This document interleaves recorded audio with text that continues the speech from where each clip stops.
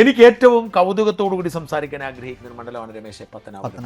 കാരണം ഞാൻ ഈ പത്തനാപുരത്തെക്കുറിച്ച് പറയുന്നതിൻ്റെ കാരണം ഗണേഷ് കുമാർ നമ്മളുടെ സൗഹൃദമുള്ള ആളാണ്, നമ്മളോട് വളരെ അടുപ്പമുള്ള ആളാണ്, നമ്മുടെ സ്റ്റുഡിയോയിൽ വന്ന് ഇന്റർവ്യൂ ചെയ്യുന്ന ആളാണ്, മിടുക്കനായ മന്ത്രിയാണ്. ഈ ജ്യോതികുമാർ ചാമക്കാലയെ നമ്മളോട് അടുപ്പം സ്നേഹമുള്ള. പക്ഷെ അതല്ല, ജ്യോതികുമാർ ചാമക്കാലയെ നമ്മൾ കാണേണ്ടത് ഒരൊറ്റ കാര്യത്തിലാണ്.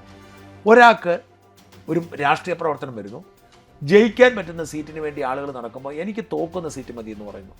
എന്നിട്ട് ആ മണ്ഡലത്തിൽ പോയി തോക്കുന്നു, തോറ്റിട്ട് അവിടെ നിന്ന് പ്രവർത്തിച്ച് ആ മണ്ഡലം സ്വന്തമാക്കുന്നു. ഈ MLAക്ക് പറ്റത്തില്ല അവിടെ. അതുപോലെ ഈ ഗണേഷ് കുമാർ നമ്മളെ ഓഫീസിൽ വരുന്നു, സ്റ്റുഡിയോയിൽ വന്ന് ഇന്റർവ്യൂ തരുന്നു എന്നൊക്കെ പറയുന്നു. ഇതേപോലെ തന്നെ ജ്യോതികുമാർ ചാമക്കാല തിരുവനന്തപുരത്തെ ഒരു മുഖമായിരുന്നു. നമുക്ക് എപ്പോൾ വേണമെങ്കിലും തിരുവനന്തപുരത്ത് MLA ഹൗസിൻ്റെ മുമ്പിലൊക്കെ പോയാൽ ജ്യോതികുമാർ ചാമക്കാല കാണാം. പക്ഷേ കഴിഞ്ഞ 5 കൊല്ലം അദ്ദേഹം തിരുവനന്തപുരത്ത് പോലും വന്നില്ല. ചാനൽ ചർച്ചകളിലില്ല. ഇല്ല. എന്നോട് പണിയെടുക്കുക. ദിവസം രാവിലെ 7 മണിയാകുമ്പോൾ ഇറങ്ങും, രാത്രി 11 മണി വരെ ഫീൽഡിലാണ്. 20,000 വീടുകളിൽ ഒന്നെങ്കിൽ മരണം, അല്ലെങ്കിൽ കല്യാണം, അല്ലെങ്കിൽ എന്തെങ്കിലും ഒരു ജംഗ്ഷനുകളിൽ 20,000 ഇടത്ത് അയാൾ പോയിട്ടുണ്ട്. സകലയിടത്ത് നിറഞ്ഞു നിന്നു. അതിന്റെ ഫലം ദൈവം ജ്യോതികുമാർ ചാമക്കാലയ്ക്ക് കൊടുക്കും. പത്തനാപുരത്ത് UDFനെ, ഗണേഷ് കുമാറിനെ തോൽപ്പിക്കുന്ന അവസ്ഥയിലേക്ക് വളർന്നിരിക്കുന്നു.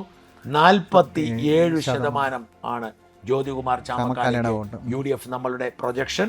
LDFനെ 40%, NDAക്ക് 9%, മറ്റുള്ളവർ 1, നോട്ട 3. ഇവിടെയും ഒരു പ്രത്യേകതയുണ്ട്. നമ്മൾ നേരത്തെ കുന്നത്തൂരിൽ പറഞ്ഞ പോലെ ഒരു രാഷ്ട്രീയ പാർട്ടിയുടെ ചിലപ്പോൾ ഒരു അന്ത്യവും കൂടെ ആയിരിക്കാം.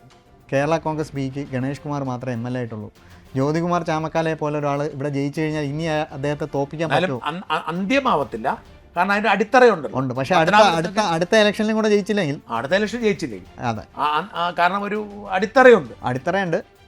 എന്നാലും ജ്യോതികുമാർ ചാമക്കാലയെ പോലെ ഒരാൾ പത്തനാപുരത്ത് ജയിച്ചാൽ പിന്നെ എളുപ്പമാവില്ല. പ്രത്യേകിച്ച് കൊട്ടാരക്കര പത്തനാപുരം മേഖലകളിൽ ഈ NSSൻ്റെ അകത്ത് കുറേ പ്രശ്നങ്ങളൊക്കെ ഉണ്ട്. അതെല്ലാം ഗണേഷ് കുമാറിന് എതിരും കൂടെയാണ്. KN ബാലഗോപാലിൻ്റെ സഹോദരൻ തന്നെ ഗണേഷ് കുമാറിന് അവിടെ എതിരാണ്. ഗണേഷ് കുമാറിനെതിരാണ്. KN ബാലഗോപാലിന്റെ സഹോദരൻ അറിഞ്ഞൂടെ? NSSൽ നിന്ന് പുറത്താക്കിയത് ഗണേഷാണ്. അദ്ദേഹം പുറത്തായ അതെ, അദ്ദേഹത്തെ പുറത്താക്കിയിട്ടാണ് ഗണേഷ് കുമാർ NSSലേക്ക് വന്നത്, ഡയറക്ട് ബോർഡിലേക്ക് വന്നത്. ആ പ്രശ്നങ്ങളെല്ലാം പത്തനാപുരത്ത് പ്രതിഫലിക്കും. പിന്നെ ഉമ്മൻചാണ്ടി വളരെ ഫാക്ടാണ്. അത് ജ്യോതികുമാർ ചാമക്കാല വളരെ കൃത്യമായി അത് പൊസിഷൻ ചെയ്തു. ആദ്യം തന്നെ ചർച്ച അതിലേക്ക് വന്നു. ഗണേഷ് കുമാറിന് അബദ്ധം പറ്റി, ആദ്യം അത് തള്ളി പറഞ്ഞു, പിന്നീട് പുള്ളി അനുകൂലിച്ചെങ്കിലും അത് ആ വികാരം അവിടെ കിടന്നു.